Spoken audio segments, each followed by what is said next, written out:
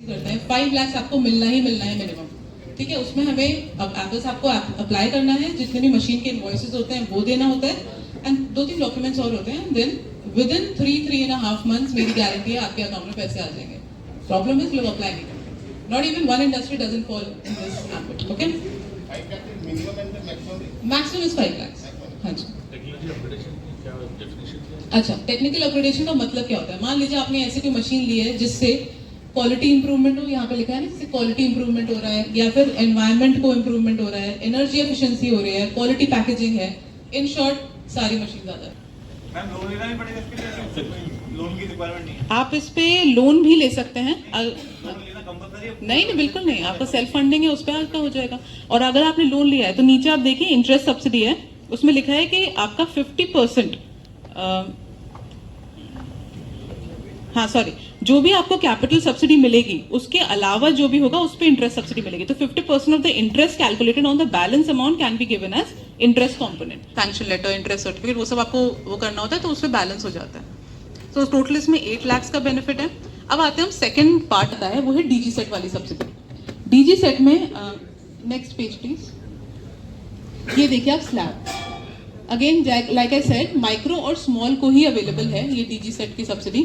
ठीक है, स्मॉल है तो 40% of 5 lakh which ever is less. तो एक बार आप ये जो स्लैब है ये चेक कर सकते हैं। डीजी सेट, डीजी मीडियम के लिए नहीं है बस।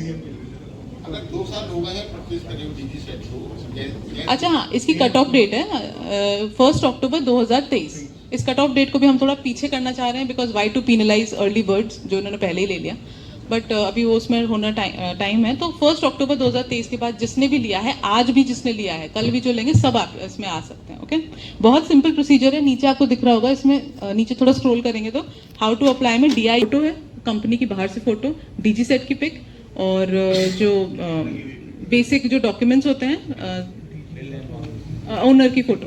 तो ये 2 चीजें हमें चाहिए। और हाँ, आपका जो एक्नॉलेजमेंट लेटर होगा जो आप निवेश मित्र पे अप्लाई करके आता है, बस ये 2 हार्ड कॉपी चाहिए, दैट्स इट। बाकी आपका सब ऑनलाइन है। एक्चुअली मीटिंग है ऑफिस की कल। We have 28 application as of now.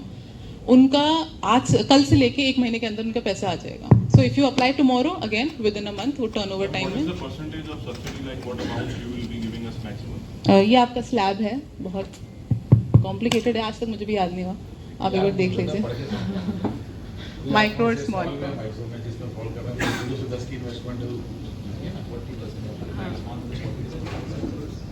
ज्यादातर 50% 40% में आएगा।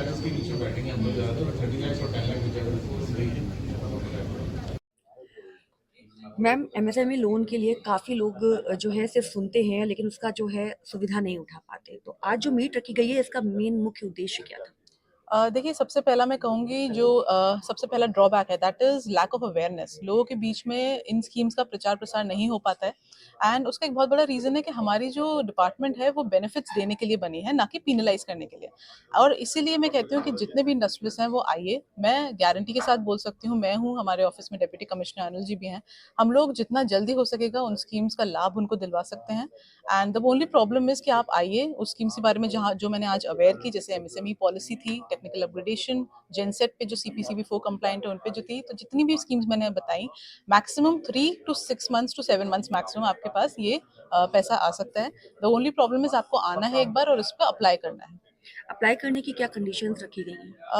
डिपेंड करता है स्कीम के साथ। जैसे फॉर एग्जांपल अगर एमएसएमई है तो पॉलिसी है तो उसमें आपको 20 एक लिस्ट है 25 डॉक्यूमेंट्स की। फॉर एग्जांपल आपको डायरेक्टर्स का MOA, AOA, CA certified machine की लिस्ट, तो आपको ये सब अप्लाई करना होता है ऑनलाइन।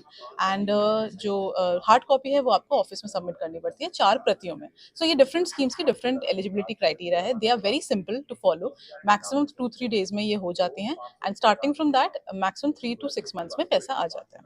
मैम बहुत से लोग परेशान होते हैं कि एमएसएमई लोन तो उन्होंने अप्लाई कर दिया होता है लेकिन उन्हें परेशान किया जाता है कि जाति प्रमाण पत्र लेके आओ, इनकम प्रमाण पत्र लेके आओ। तो क्या इस तरह की प्रॉब्लम्स के लिए सरकार ने कुछ सुविधा बना रखी है जिससे लोगों को इजीली लोन मिल सके? देखिए, मैं आपको बताती हूँ, ऐसी बहुत सारी स्कीम्स है, जैसे स्टैम्प ड्यूटी है, ओके, और लोन जो स्कीम है एमएसएमई पॉलिसी के अंडर आती है, इसमें एडिशनल 2% बेनिफिट मिलता है जब SC ST और वुमेन की बात आती है। तो अगर कोई आपसे जाति प्रमाण पत्र मांग भी रहा है मेरे डिपार्टमेंट से, तो that is for a given reason कि आपको एक्स्ट्रा सब्सिडी मिलती है, बिकॉज ये जो बैकवर्ड जो भी कास्ट माने जाते हैं या क्लासेस माने जाते हैं उनके लिए एक्स्ट्रा बेनिफिट हम लाते हैं, और ये कोई भेदभाव के लिए नहीं, ये आपको बेनिफिट अवेल करने के लिए ही मांगा जाता है। और मैम सबसे बड़ी बात ये है कि महिलाओं के लिए क्या अलग से कोई कंडीशंस बनाई गई हैं या कौन-कौन से ऐसे बिज़नेस हैं जिनको उसमें जो है मेंशन किया गया है कि सिर्फ़ उन्हीं बिज़नेस को ही एमएसएमई लोन मिलेगा? ऐसा कुछ भी नहीं है। अगर आप मैन्युफैक्चरिंग है और आप सर्विसेज में भी हम इनको ले सकते हैं, बट सर्विसेज भी मैन्युफैक्चर रिलेटेड होना चाहिए, जैसे R&D डिजाइन है, CFC है, तो उन सर्विसेज को भी हम लोग ले सकते हैं। और इन जितने अगर आप लोग कुछ भी मैन्युफैक्चर कर रहे हैं, आप हमारे डिपार्टमेंट से स्कीम का लाभ उठा सकते हैं, चाहे आप एमएसएमई मैन्युफैक्चरिंग हो चाहे सर्विस हो। एमएसएमई लोन के लिए क्या कोई एज क्राइटेरिया भी है? सिर्फ MYSY, दैट इज मुख्यमंत्री युवा स्वरोजगार योजना, सिर्फ उसमें 18 to 40 एज लिमिट रखी गई है, बाकी किसी भी लोन स्कीम में एज लिमिट नहीं रखी गई है। Thank you so much ma'am. Thank you.